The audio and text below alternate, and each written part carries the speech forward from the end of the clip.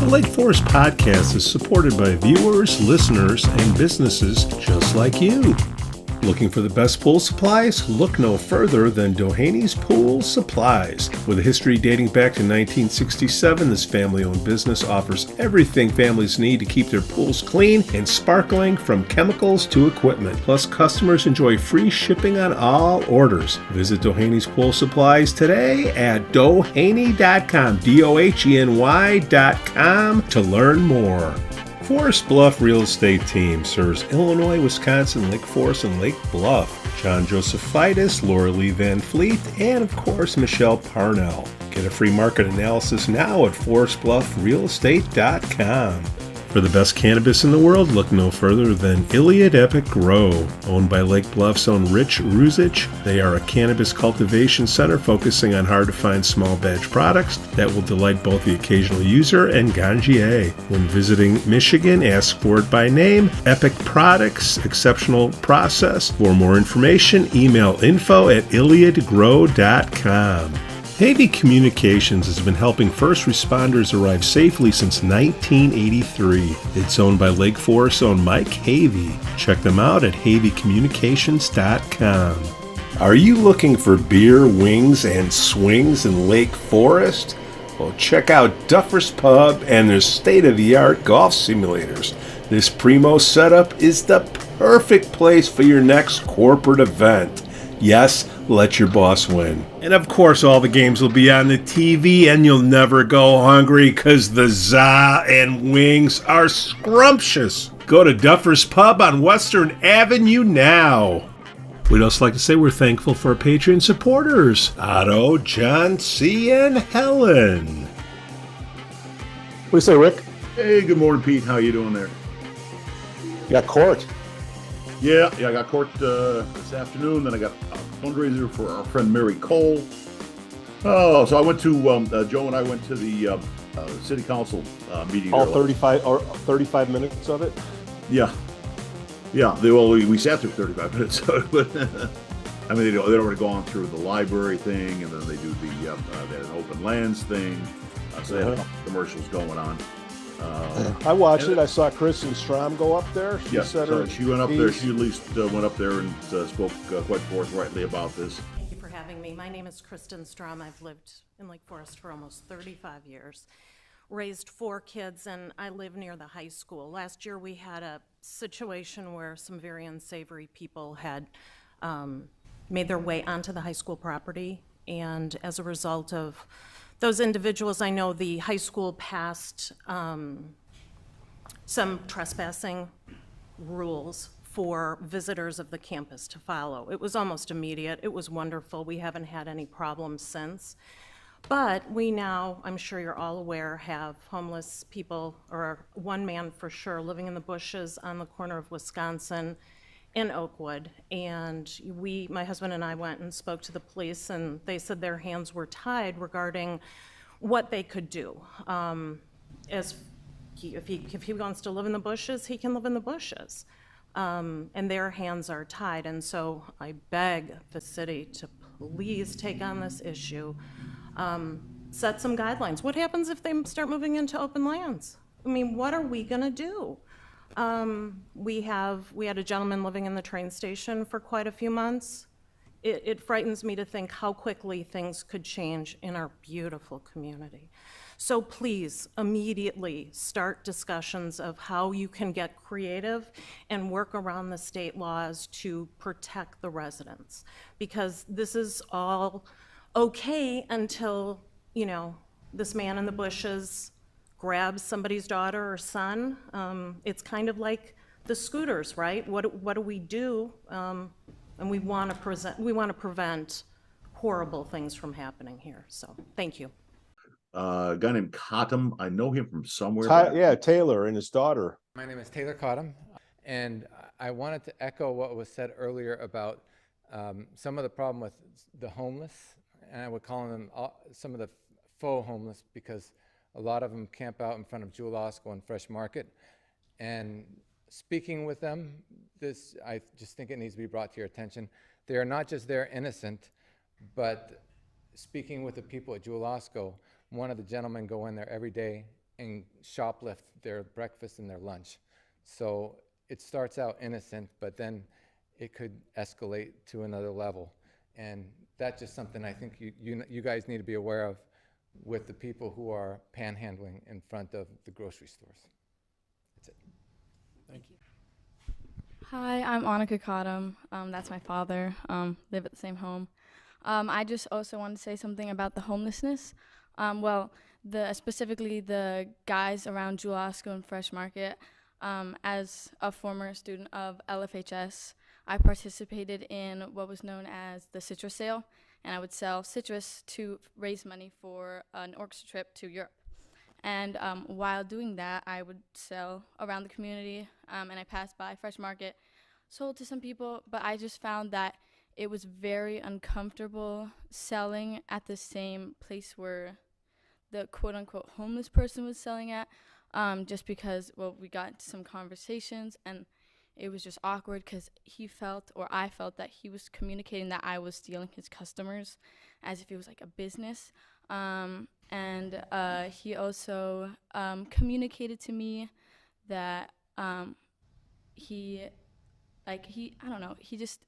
it was just like awkward interactions, and I saw him interact with other minors like on the streets, just like sometimes it was like a nice gesture, but sometimes it also was just off-putting. And yeah. And then the other point I wanted to touch on was the e-scooters. Personally, I like the e-scooters. Kids will be kids. I understand why people may be uncomfortable with it, and I don't want to invalidate their feelings, but I think kids can take calculated risk, and I think it's just another step, especially like when we're growing up, we learn how to drive.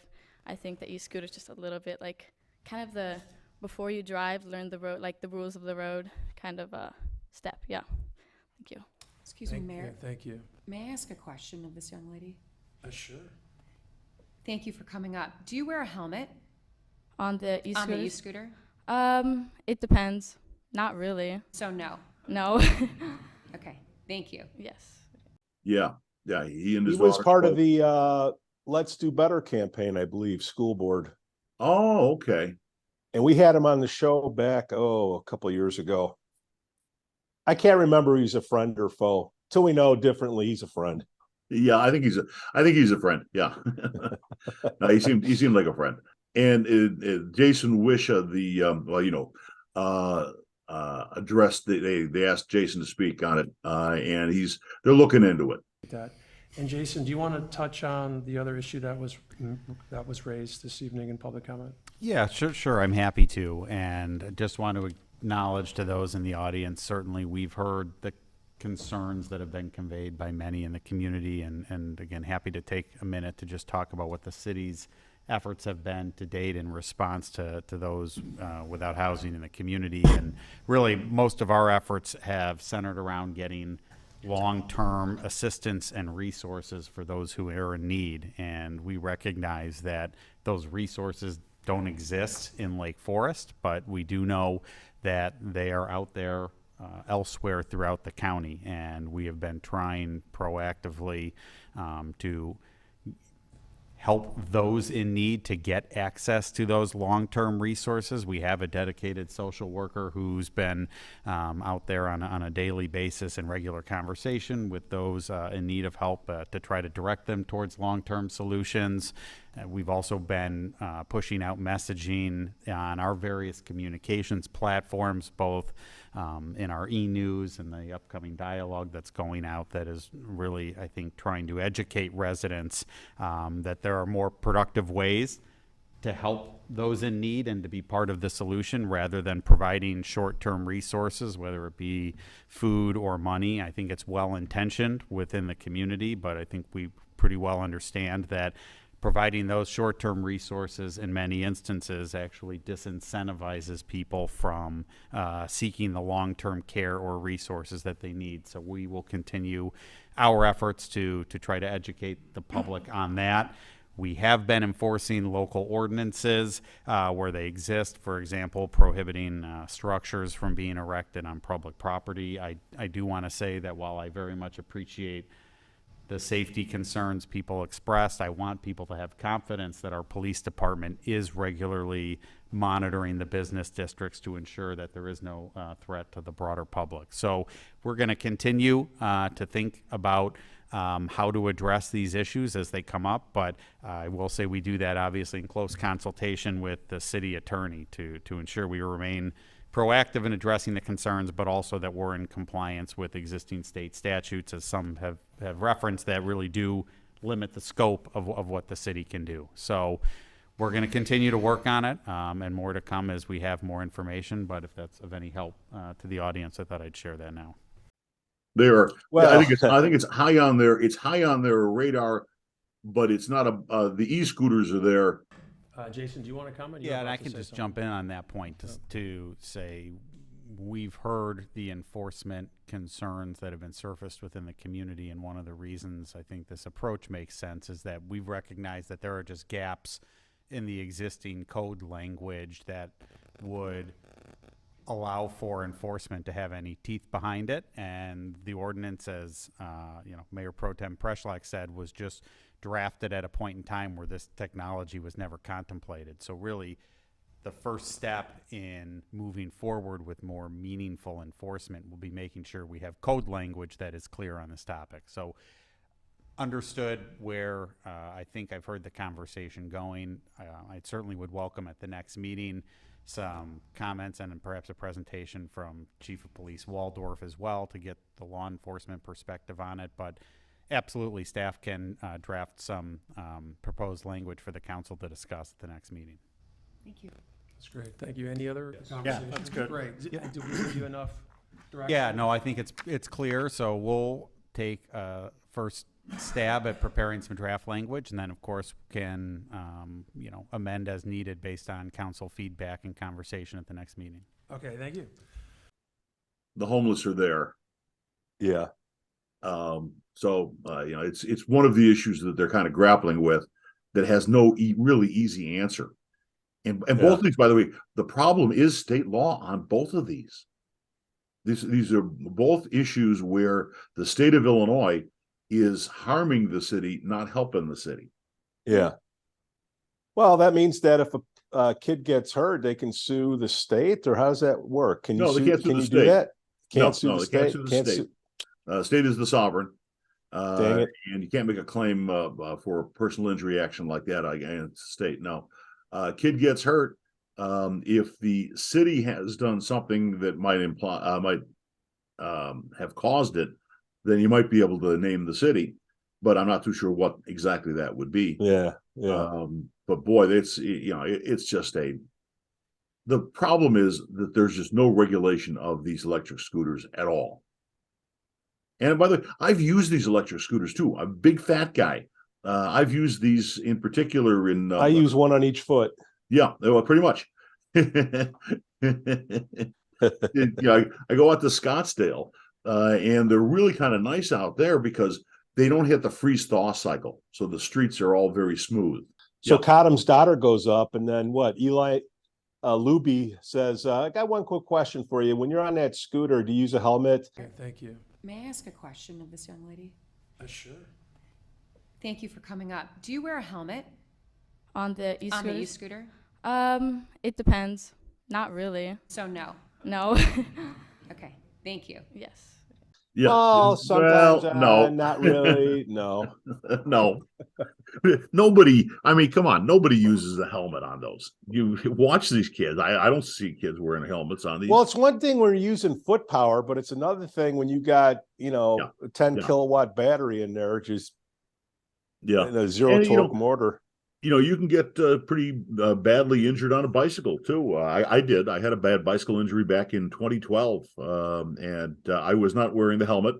And of course, that's the first thing everybody always asks you. Oh, you got an injury on the bicycle. Were you wearing a helmet? And the answer is no. Then everybody kind of looks at you like, well, idiot. Now, I don't think the helmet would have helped me any, but just the same, by not wearing it, it becomes my fault. Joe Weiss. Good morning. How's the sound? I'm doing a little wireless mic action. I don't have my full setup here. I hear your dulcet tones perfectly fine. Okay. Pete. Speaking of Where are Dulcet you? Twine, Are you in Naples? I'm in God's country, Wisconsin Dells, Oh, Mirror Lake. Ooh, are you gonna go on a water slide? No, I might get stuck at Noah's Ark. This You is fish Ishnala's? Wisconsin. I was there 2 nights ago. Oh, yeah. No wait. I was in Naples. I was in Naples over the weekend. I've never been there. That's 77,000 old fashions made this year. Yeah, okay, that's what the number's at now. They have a counter out front. Yeah, I know they got a counter. right here. be 77,001 when you're done, or 10 when you're done. Those things. That's just a cup of sugar. Hey, you need a haircut, man. We got to get you to a barbershop when you get home, man. I'm working on it. I got a gig coming up in October. I got to get coiffed. Oh, you got to have your rock star persona. Yeah. Okay. That's right. Well, you point. That's right, Blondie. We should do a show about your band, Heart of Glass. I don't want to. I'm waiting to break the news on a place that we're going to play for our first performance. Okay. And I think you'll be tickled. You'll be tickled pink. Gordon, the United Center. Come on. Better. The lantern. Better. The bathroom at the lantern. Oh, don't get me going. So Wisconsin Dells, you ever take the Tykes up here, Rick or Joe? Oh yeah. Yeah. We did when the kids were younger. We took them up there like in wintertime to use to Great Wolf Lodge. Yep. We did that. Yeah, it worked well. Kalahari's the way to go if you're going to do it. Yeah, that may be a better one. I don't know. We just went. Well, they just opened up. I want to say 2004, 2005, and that might have been a little bit early for some people. But no, they got a great gig out here. Now it's all the seasonal people have left. Now it's just all the townies, and I'm a fib, and Yep. Good. Did you pull over by the Wisconsin State Police? No, it's just walking up and down the strip. I'm no dummy. I go up and down the strip, except for Ishnala's. That's a different one. Joe. You got to go to Ishnala's. Ishnala's, they want fibs. That's their business. Another month. Not for. I haven't been there. I haven't. I don't think I've been to the Dells in like 10 years. I would go back. I'd like to go to. I'd like to go to Ishnala's. I would like to stay on near Mirror Lake there. Yeah, that sounds like a nice. This is peak season 300 a night, and this is not peak season, so it's like $125. Ah, got to watch the green. Yeah, as soon as you pass Labor Day, prices drop. Yeah. Go to Naples Labor Day weekend, man. Everything's cheap. Everybody's in Naples. Not in Labor Day. Everybody. We were just in Naples, and I was just preparing Naples for all my fellow Lake Foresters that are going to go there this winter. Yeah. So I just want to make sure the town was ready to go for everyone. Change the sheets. Get everything. Yeah. But here's the deal. It was warmer in Chicago than it was in Naples this weekend. So we went to Naples to cool off. So gentlemen, what so many things to talk about this week because we had council meeting. We got a lot of things to talk about this time. Yeah. Mayor Pro Tem Preshlack ran the meeting. Yes, Pro Tem. I assume Randy was out. You got there before me, Rick. I'm always late for this show. I was late for the city council meeting. But well, you're a busy guy, Joe. You got. I got caught in that traffic on path is what happened. But those of us that live on the west side of town, Deer Path is the only way in. So yeah. But I thought Alderman Preshlack did a good job as Mayor Pro Tem while I assume Randy was just out of town. Randy, 35 minutes. Somebody said Randy was in France. Yeah. Oh well, he's way out of town. And Randy, Mayor, congratulate him on his new grandkid. Oh, that's nice. Yeah. Oh, that's great news. I got 4 of them. It is the best idea ever. Way better than having kids. I don't know. We're not ready for that yet here. My kids are 18 and 16. We're not ready for that stage. They're lots of fun. I'm sure they are. Give me 10 years. And they start squealing or crying. Here, take them. Give them back. Okay, we'll see you later. All right, so the city council meeting, anything like, I saw Kristin Strom went up there, said her piece. That's the only thing I focused on was the comments, because I took notes, actually. Let me pull up my Okay. Oh, notes. that's very helpful, actually. Yes. Somebody So there was, Kristin Strom came up about the homeless person. Taylor, Marcy Carr from the Preservation Society. Yes. Came up to plug their Gorton Center event, which I've had a couple of people say, Pete, you should go to their seminar on the 17th of September at Gorton and wear your on-air sign and record it. Though I guess they're going to record it for people to watch later themselves. But well, they can put it next to our buddy. this is about the on responsible development. I forgot the whole thing, a campaign rally for the aldermanic elect for whatever slate the crew bots come up with. It'll be their campaign rally, basically. Well, what is their rally going to be? Well, what's their issues? Well, Preservation? they're pro-homeless. Yeah, I don't get that, Joe. The question that I have is, they had Julie Morrison on the NPR podcast, and they did. I wrote an email to Senator Morrison to come on ours. Maybe it got lost in the office there. Maybe Rick, you know her. I've never met Senator. Oh, I know. Morrison. I do know her. Yeah, of course. Give her a call. Say, come on. I'm sure she is a nice person. And we'd have a very nice conversation. I don't think she's running for. I don't think she's planning on running for re-election. Well, I mean, she's been in there 10 years. She got elected in 2012. She's got the pension now. Well, she said, not to dissect their whole show. There's no reason to do it anymore. Not to dissect their whole show, but one of the comments I made a list of questions I had based on her interview there. But the biggest one of all, and I call this on a lot of people. She says she's been very bipartisan over the years. She's not really, she said she's bipartisan. So my question to Senator Morrison is, name to me the last 3 Republicans you voted for, if you're bipartisan. Yeah, right. Or Republican-sponsored bills. Yeah, and what did you work on with Republicans in the General Assembly on? Give us some examples of that works legislation. with Republicans at all in the General Assembly. They just might as well not even be there. And now they replaced Madigan, Speaker of the House. One, he got arrested for domestic. Yeah, Chris Welch, who gets arrested for domestic violence like 20 years ago. But that's because he's a Democrat, it's okay. It's okay. But then it came out over the weekend. He's giving, like all the Democrats, they go to all these labor union rallies for Labor Day weekend, and we're pro-union, we're for the working man and women of this country, and all this. His own staff is trying to unionize, and he won't let them unionize. No, unions are good for thee, not for you.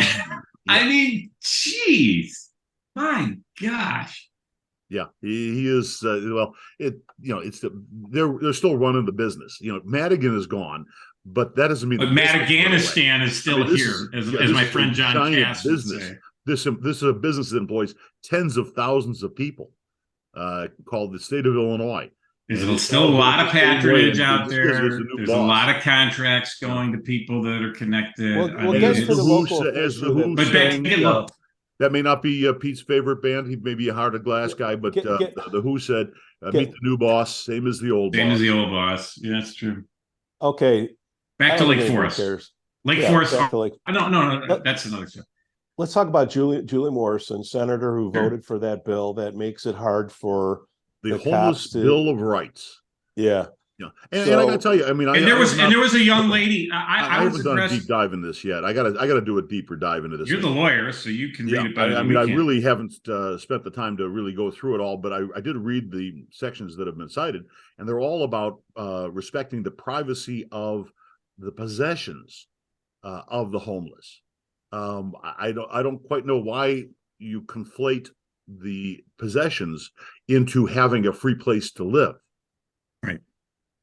I mean, I actually thought that Jason Wicha did a nice job addressing it from in the meeting, saying we are working on what we feel are long-term solutions, which are much better than short-term solutions. I agree. You know, I agree. This is and a there was long-term there were several audience members that came up and spoke about this. Let me look at my notes here. So we talked about Kristin Strom. Well, they're talking There about was a gentleman and his daughter who both spoke Mr. about it. Cottom. Is that Friend of okay? the show. Yeah, I didn't catch. Yeah. So you know, so I thought it was very, very articulate. And you know, there's two sets of homeless issues going on. There's the guy living in the brush or whatever you call it there over on Wisconsin. And you know, the concern, you know, Open Lands gave a very nice presentation about this stuff going on, and bonfire that's coming up in a couple of weeks right by me here. Looking forward to that. And but you know, you think about it, there's a million places in this city that a homeless person could hide. Lands, Eloa, the now, parks. if they're in Open Lands, Open Lands is a private organization. It is not a governmental entity. Okay. And they would have every right, I would think, to ask them to be evicted. Although I got to tell you, you know, they made some change in the law also, that is in the state of Illinois, that forbids the police from simply arresting a trespasser. They have to serve them with a document called a citation, which calls for a court appearance. They are no longer, the Lake Forest Police, I know, are no longer arresting trespassers as a result. Wait, if they say they trespass on your house, on your property, well, if they don't arrest them for that. If they break and enter, I think they can do it. But if they simply are on your property, there is apparently they're no longer simply arresting them and taking them off to jail.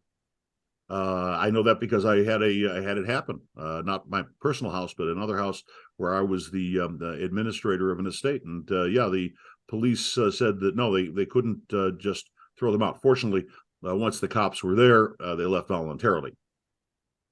Well, we got two problems, don't we? We got homeless, and then we have panhandlers. Yeah, and so the young lady that spoke, I thought it was really articulate of her. Obviously, she came up and defended the e-scooters from a kid's perspective and all that, but she then talked about how there's some type of fundraising for her school or something. I can't remember exactly what it was. They're selling, you know, kids sell these candy bars or whatever in front of grocery stores and stuff all the time. So they're out trying to sell this in front of Fresh Market. And this guy, this scam artist, who from everything we've heard is not homeless, but just the con artist, is giving these kids a hard time because they're selling this stuff, and that's cutting into his ability to his business. Yeah, they're competitive. I mean, really. If that isn't a reason to get this guy out of there, I don't know what is.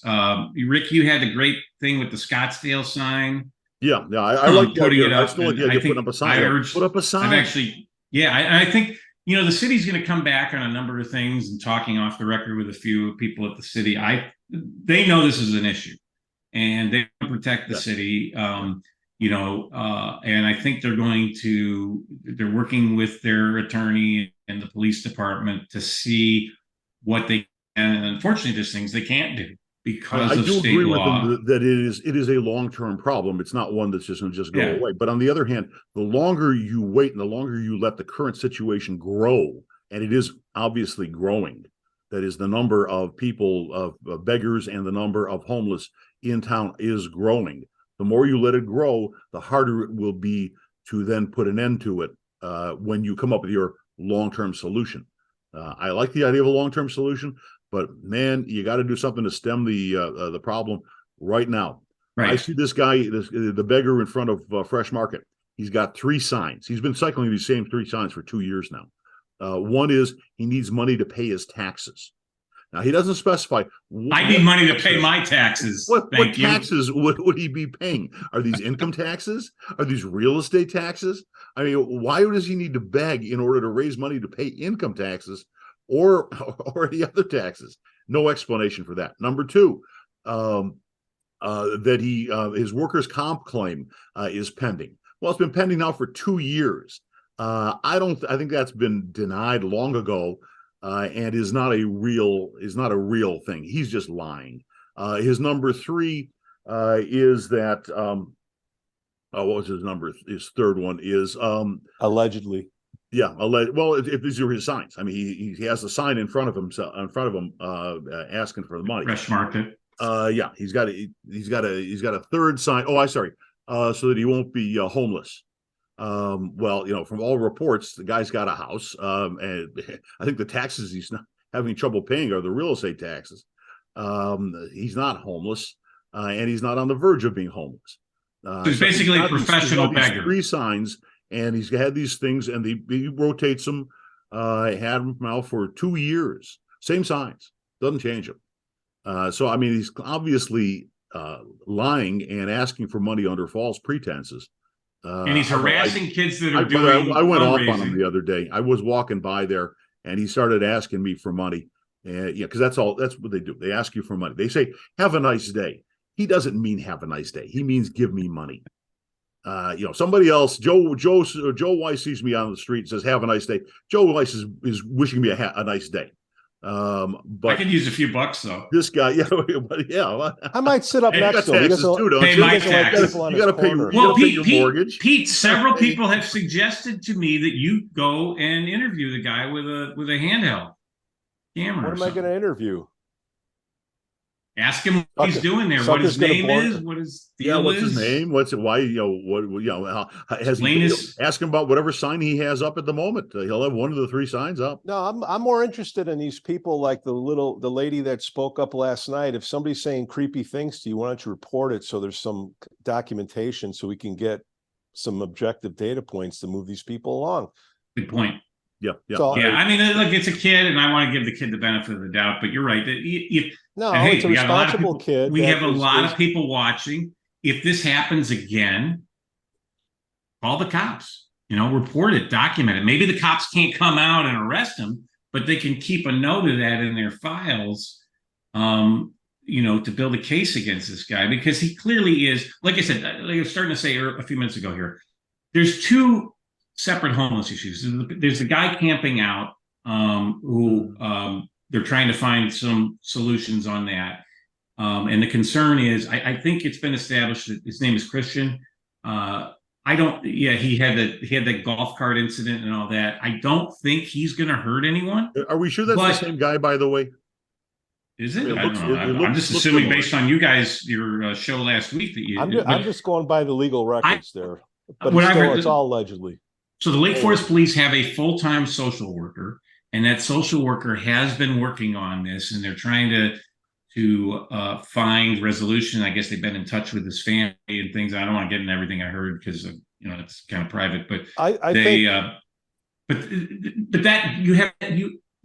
issue with him is if he's doing it and the word gets out, you're going to have 20, 30, 40, who knows how many other homeless people finding other places in this city to sleep because they know that, one, there's a ton of places they can hide out here with all the nature preserves and everything like that. And 2, they know they have enough people in this town that are dumb enough to give them money and food and not have to and just live off of that, where because they're preying upon the 20%, or I don't know what the percent is. Like I said, most people I think are upset about this. Yeah, I think most people but you have a certain percentage of people that think the best way to help them is to physically hand help, and it's not. My suggestion. But then you have the beggar guy who's a scout, he's not homeless. He's a con artist that's standing outside a fresh market, pretending to have problems and preying upon people's generosity. Well, we're regurgitating the same. And that is what he does. I think he thinks he's charming. I think he thinks he's part of the charm of Lake Forest.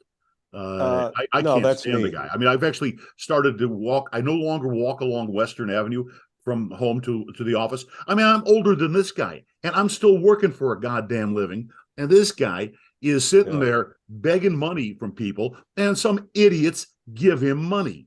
If they didn't give him money, he wouldn't be there.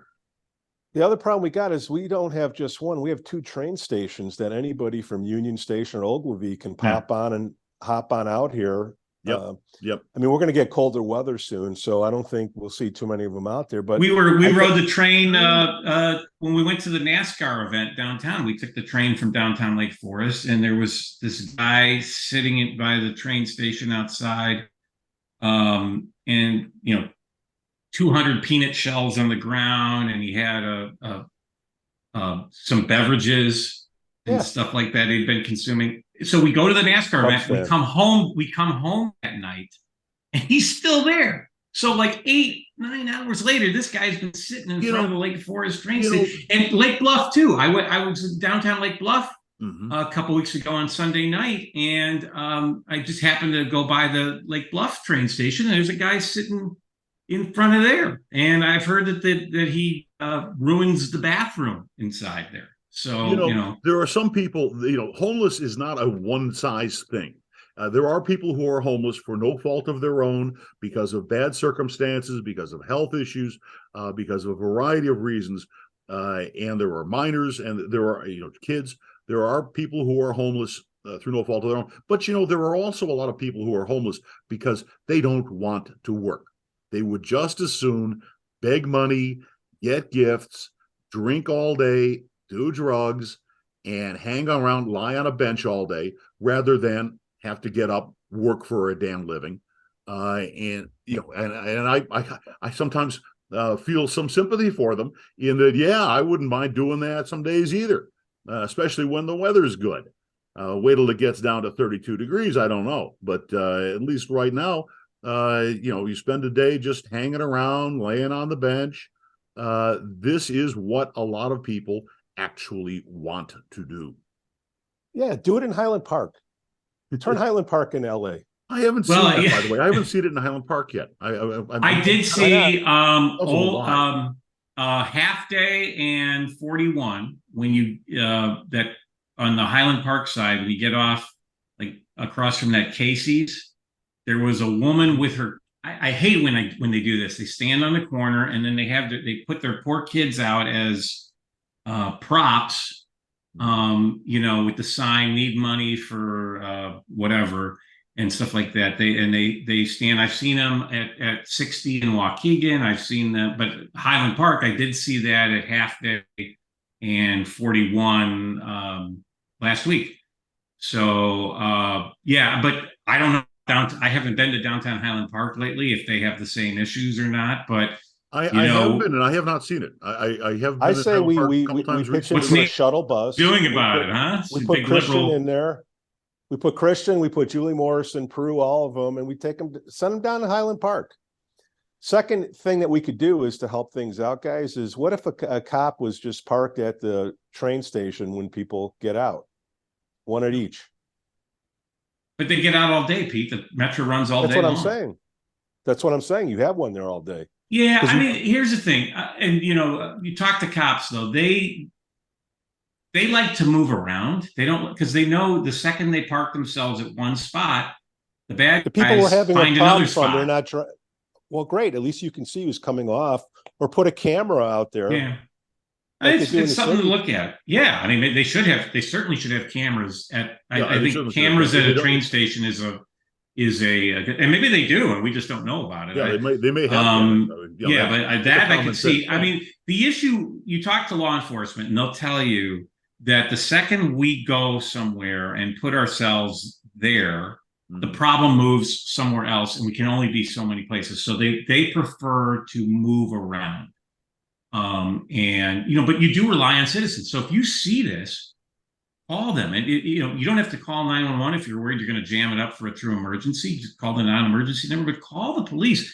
When I lived in Glenview, I was getting on the metro train, the North Glenview metro station, and every 2 or 3 mornings in a row, there would be this homeless guy sleeping in the inside shelter on the bench, and everybody would just stand around looking. I'm like, so one morning, I'm like, I just called the non-emergency number of the Glenview police. I said, there's a homeless guy sleeping on the bench inside of the metro station at the North Glen metro station in the shelter, warming shelter. I think they had 2 buildings. They had a big building and then the little building.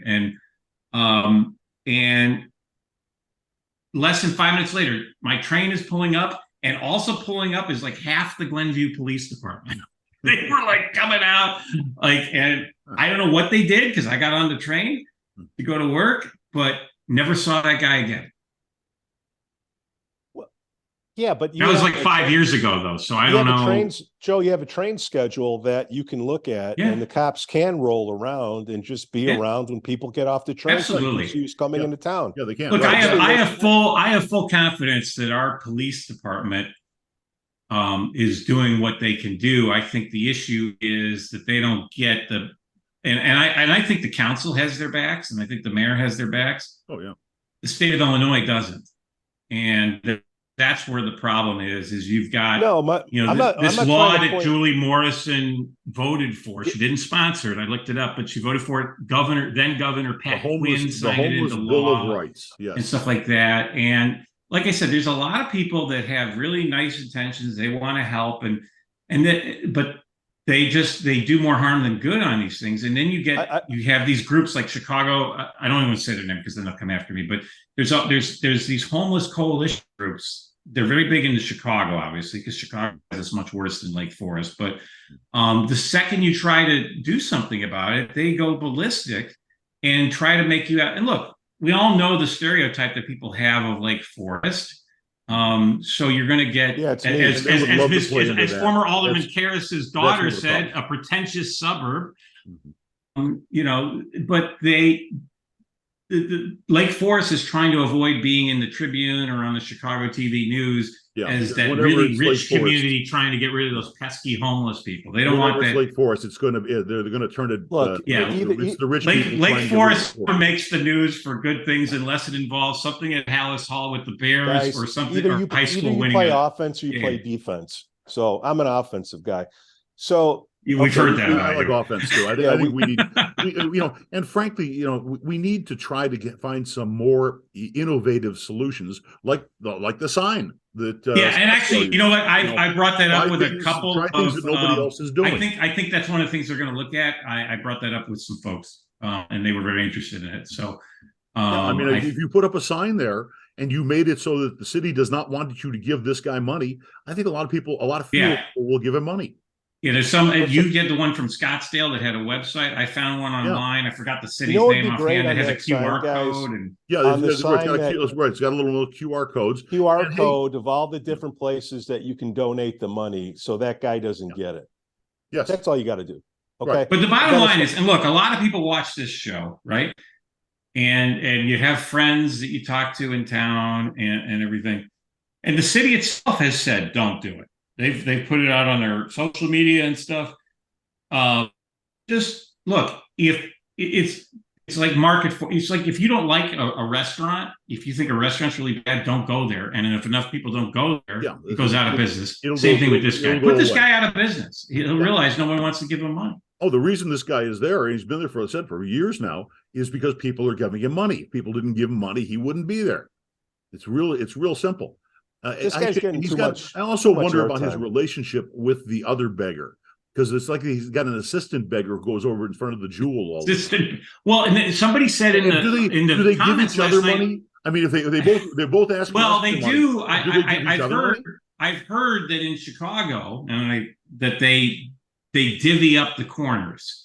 That like, hey man, this is my corner, and that's this is your corner, and you stay off of my corner, and I don't know. Well, they obviously have some form of an agreement. I do see them talking together on a fairly regular basis. I don't want to talk about these guys anymore. No more. Okay. Congestion in Lake Forest at 8:15 a.m. And you're talking about the school buses? Yeah, we did a little poll. Did you guys see the data I sent to you? I got it, but I didn't see it. Quite well. Quite a bit of a response, and it's coming out to it's too expensive and unruly kids. So my question is, and I put a little comment on our site, if we're sharing resources with Matt Montgomery, 115 and 67, they canceled they canceled bus service for free to take it out of the taxes. If Montgomery got 106 million, why can't he upgrade the busing system so we don't have this congestion in town? Right. So as the parent of teenagers who had to drive in that traffic, both to Glenbrook South and now to Lake Forest. Now my daughter is old enough to drive herself, but last year I was having to drive her every morning. And the bus service, yeah, they make it so overpriced. And I know someone said online, well, if you add up the gas costs, it's a better deal to take the bus. But then there's the scheduling. But when I grew up, everybody took the bus to school. They didn't have these issues with parking and stuff like that. So they just, I would think that you would want to encourage people to take the bus, save money, save the environment, all that stuff. And so why do you throw these ridiculous fees on? Like, I don't know the fee structure for Lake Forest. But Yeah, I remember I don't either. How about this? When I lived in Glenview, Here, they let's made talk it Lake that you Forest. had, if Nobody you, cares about Glenbrook. but Let's here's talk my about. point. No, Pete, here's my point. Let's They tell make these they people zone the they zone comments it that that- they make the zoning for the buses. They say if you live within X number of miles, you have to pay. That's ridiculous. Those are the people you want to test. Is my point here.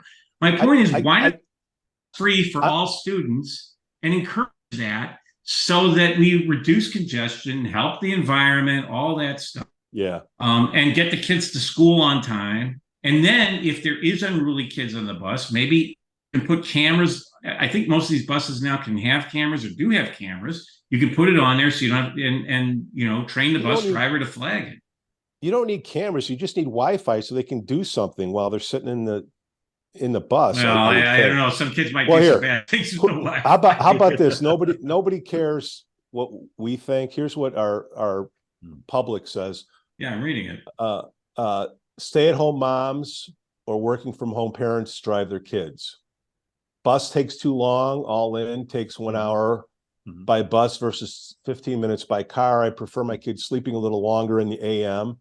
That's a whole nother issue. Why does school start so early for kids? They're not getting enough sleep. Yeah, I prefer kids sleeping a little longer in the AM and afternoons between homework and activities. Time is critical. I'm grateful that I was able to drive my kids. I get it. That to me, that would be like a control thing. You want to control the environment as much as possible. Schedule doesn't work. Unruly kids. Enjoy conversations in the car with my kids to and from school. What's cake eater? I mean, you could talk to them other times, No longer included in taxis. I don't know what that means. Taxes. In other words, yeah, taxes. All right. In other words, your tax. It says why taxis. isn't my taxes? Yeah. Why isn't my taxes paying for this? I'm paying all these taxes. Why the hell can't they just include the bus? You kind of said that a minute ago yourself. Yeah. They'd rather run amok after school in town than take a bus home safely. Yeah, I could see or that. take one of those scooters. Yeah, they're using the scooters. My child stopped taking the bus to school in Lake Forest when the district consolidated routes so much that they wanted her to be picked up at like 7:10 for an 8:05 start time, and she was in second grade, and we live like a mile away. It made no sense. So to me, just looking at this, and I don't know, I'll trim it up for when we post this. Well, I will say this: have a drink. As a former school board member, I can tell you that the school bus industry is a racket. Okay, because they basically have a de facto monopoly. There's like 2 or 3 bus companies out there, and they divvy up towns. And okay, you get Lake Forest, we'll take Waukegan, all this type of stuff. So it is a very so the price goes up for the school district on busing because it's not a competitive business like other things would be. Just telling you that from my personal experience. Nothing's competitive. So my there's a lot of businesses that are very competitive, and that drives the price down. Not with bureaucrats and administrations. Yeah, but the school bus industry you can't easily just start up your own bus company. You'd have to buy 20 buses in order to start your own bus company. But they gouge these school districts like you won't believe. I learned this again. I dealt with the bids on this for busing.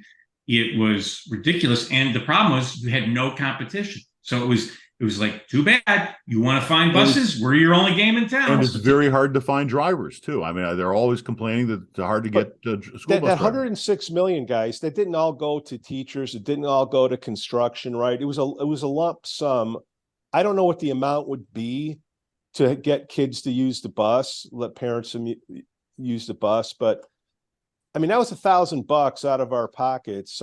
Some people $2,000. It doesn't make sense to cut the taxes so you don't have the school bus. You got to pay cash to use it, and then have all the problems that we're having in town. If I was in charge of things, I would make the bus free for all the students and figure out a way, scheduling wise and all that, to maximize use of it, because it reduces wear and tear on the roads. It reduces congestion on Deer Path, and I mean that line on Deer Path.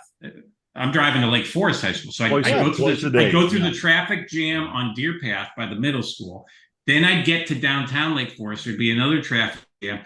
Then you had to make that turn onto Hastings. I can't remember whatever the street is to get to the school. Hastings, it was a night. Every morning was a nightmare. You know, and I can see it's just like, this is crazy. I mean, this is absolutely crazy. And then the other thing you get, the people that live by the high school all sell parking spaces, and they make a pretty penny doing that. Trust me, I know firsthand. Yeah. And look, I get it. I respect it. Why the hell can't they? Why can't they build a parking lot? I don't. All this money, you just raise my taxes, and I still got to pay for a parking space from a next door neighbor. I mean, seriously. I mean, they make it hard to take the bus. They make it hard to drive. I mean, you can't win. And I don't know. Okay, look, just throwing it out there. If you're going to dropping your kid off, to me, is a luxury, because the scarcity is the way to get to the school. Okay, so if you're going to go to 67, you want to drop your kid off, you need some type of pass or something that you pay extra. The money goes in to help out a school bus fund. You run the school buses for free. You want to drop off the kids, then something like that. Put a camera and a copper over by the train stations, keeping an eye on things. Maybe they're already doing it, all right? It's just that we hate pointing fingers without offering a solution on this stuff. And when you have people like the Flat Earth Society that run a national public radio podcast, when they're going out there saying, hey, you know what, the artificial turf is going to cause congestion and all this stuff, yet they're sitting in traffic, dropping off their kids with their Starbucks in one hand and their plastic water bottle in the other, hypocrites that they are. Okay.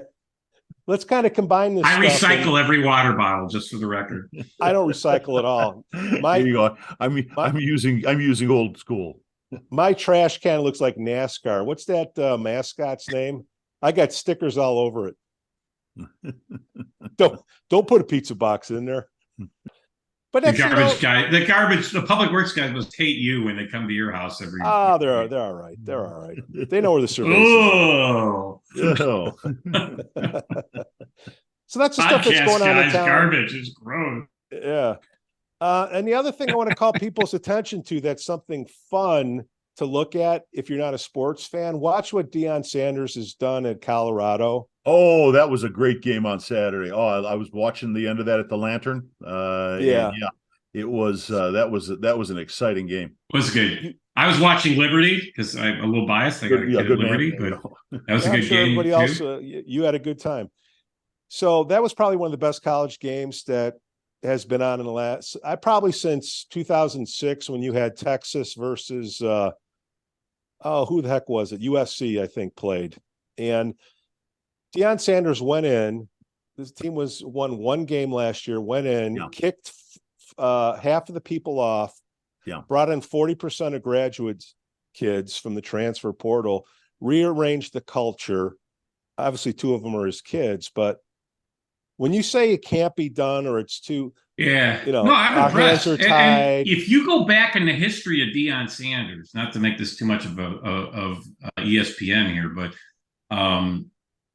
he was a real jerk back in the day. I mean, when he dumped the water on Tim McCarver, come on, McCarver's an idiot. Garbage. Oh, I remember.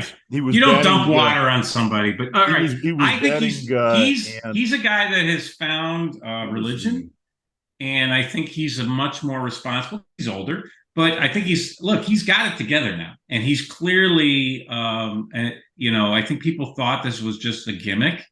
It's not a gimmick. The guy knows what he's doing, and let's see how far. Does Colorado make the play? Is this the first year of the expanded playoffs? I can't remember, but no, it's way more than that. I mean, can he make the play? The issue is, do he make the playoffs, right? College football playoffs. You got to find out. I mean, he's won one game, but he did beat TCU. Right, it's one game, exactly. It was a playoff team last year. But he beat TCU. Could have been national champions if they played their cards right. So yeah, they were. This was a big win. It's a great thing. I went to the Lake Forest High School game on Friday night. Talk about that in a minute if you want. But how you want to talk about Lake Forest football? Yeah. Now look, my experience playing football is Madden football on my kid's Xbox. So I'll kick your ass on that. You're the actual football player, but we went to the game Friday night. So first of all, kudos to Jeff Urso. I saw Jeff there. I have many high school sporting events over the years as a student, as a parent, as a school board member, all that stuff. I have never had better concession food than I did Friday night with Bratskis. I mean, that is, he had it down. That is great. I walked up like halftime, and there's a huge line at the regular concession stand, and there's no line at the Bratskis stand. I'm like, what the heck? I'm like, are they out or what's going on? He ran it so efficiently that you were in and out so quick. And God bless the parents, the boosters and stuff, but they ran out of water like at halftime. This week I think he's planning on doing a pig roast. So it's great. That's could be really good. Look, I mean, Urso's been on the show. I hope to have him again, and he is doing great things for Lake Forest and Lake Bluff. Yeah. I don't know what the arrangement he has at the high school there, but it was great. It was great to have him he there. can run the bus system. Who's responsible? There's not much this guy can't do. He's a township supervisor. He was getting COVID deliveries for seniors. Are homeless free. Irene, Jeff's mom, can you ask Jeff if he could run the school bus system for Matt Montgomery? Thank you. But it was it started out a good game, and unfortunately, it was a key injury of Nate Williams, who his dad is the Bears defensive coordinator, and unfortunately, I think he's going to be out for the year. I don't know. It's like I heard torn ACL and stuff. It's really a shame because we happen to know them through the school and also through church and stuff. They had a game on at Duffers. Did they? And he's a really nice kid. It's a really nice family, the Williams family. Forget the football aspect of it, just good people. And so I hope he's, and he has aspirations to play. So I hope this doesn't, hurt that because this is the time the colleges are recruiting and the way they deal with the knees now. He might take a year off. He'll be fine. He'll be fine. Yeah, but it was tough because he came out blazing. He scored a touchdown. They were leading Carmel, and then it just all fell apart. And I felt bad for the kids. I mean, it's we're not gonna. This isn't like NFL where we're gonna criticize. It's whatever we want. We're sitting at the bar, Joe. I'm gonna respect, but shout out to the kids playing. How did Skoo Walker do? It's funny. I went to the games last year, not connecting that he had been on the show and stuff. And my wife's like, "Is that Skoo?" I'm like, "Yeah," because he kind of sounds very different behind the microphone. When he goes through that booth, like hey man, it's blinders on and professional. The visor, but I don't know if it's this year. If somebody could find out if Melissa Oakley will let Skoo answer the question, is this his 29th or 30th year of doing this? Can you imagine them trying a guy that's been doing the PA thing for almost 30 years? We saw the emails from Alderman Karras's husband. Those guys, people are figuring it out. I just think it's really unfortunate if that's that people would go after somebody. Anybody that thought that because the guy's the PA announcer at the school that anything said on this podcast represents the high school is an absolute idiot. Yeah. Okay. Right. Yeah. So they clearly it's good. They can't come after me. Go ahead. Got nothing to come after me with. Oh, well, and you know What are you what? gonna do to me? Can't get me fired. Seriously. Look, if you want to get news, you have to go and get the facts. And unfortunately, you have to do FOIAs. Lake Forest High School department, they play so many games to delay and stall to get information out. Just letting people know out there, if you have a question about the school, I'll put the link right here to get, you can ask for a FOIA. Here's how it works. Whatever the question that you ask, they want you to narrow it in scope, and they need a 5-day delay. Then once you narrow it in scope, 5-day delay, they'll ask for another 5-day delay that says the records are too unduly and burdensome. You know, they actually have at the Illinois Association of School Board Meetings, they have a seminar on how to manage FOIA requests, which is basically what you just did. Delay, stall. Yeah. So, hey. Always their favorite word to use, but not to use. I'm going to quote Deon Sanders to Leonard, to Montgomery, all these FOIA games that you're playing. We coming. We coming. We coming. Deon. No, we coming. We're gonna figure out why the way things are that they are, and people should know, because once they know, I think they'll become more passionate. If they're more passionate, they'll vote more than they currently have. Well, information is power. Knowledge is power, and you know, we've seen this in so many levels of government. The voters support the local schools. They feel like if you're not voting for the incumbents, then you're not supporting the local schools, and they all want to support the local schools, yada, yada, yada. But the truth is, are these school board members really doing a real job? Are they really managing? No, the school boards are very or is the bad. administration managing them? And I helped get them elected with this podcast. I helped Montgomery get 106 million. I'm pissed, and we coming. Ladies and gentlemen, anything else for the Lake Forest podcast? Go Scouts. Go Scouts. Who they playing? Anybody know? You know, I don't know. I don't have it in front of me. We'll put it right sure you'll there. look it up and put it on the screen. No, I'll figure it out. All right, guys. Nice to have you guys back. All right. Ta-ta. Have a good day, everybody. The Lake Forest Podcast is supported by viewers, listeners, and businesses just like you. Looking for the best pool supplies? Look no further than Dohany's Pool Supplies. With a history dating back to 1967, this family-owned business offers everything families need to keep their pools clean and sparkling, from chemicals to equipment. Plus, customers enjoy free shipping on all orders. Visit Dohany's Pool Supplies today at doheny.com, DOHENY.com, to learn more. Forest Bluff Real Estate Team serves Illinois, Wisconsin, Lake Forest, and Lake Bluff. John Josephitis, Laura Lee Van Fleet, and of course, Michelle Parnell. Get a free market analysis now at forestbluffrealestate.com.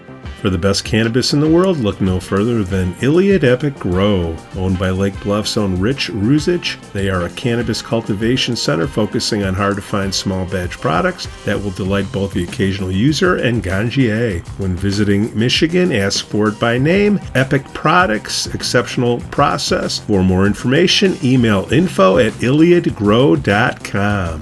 Havey Communications has been helping first responders arrive safely since 1983. It's owned by Lake Forest's own Mike Havey. Check them out at haveycommunications.com. Are you looking for beer, wings, and swings in Lake Forest? Well, check out Duffer's Pub and their state-of-the-art golf simulators. This primo setup is the perfect place for your next corporate event. Yes, let your boss win. And of course, all the games will be on the TV, and you'll never go hungry because the za and wings are scrumptious. Go to Duffer's Pub on Western Avenue now. We'd also like to say we're thankful for our Patreon supporters, Otto, John C., and Helen.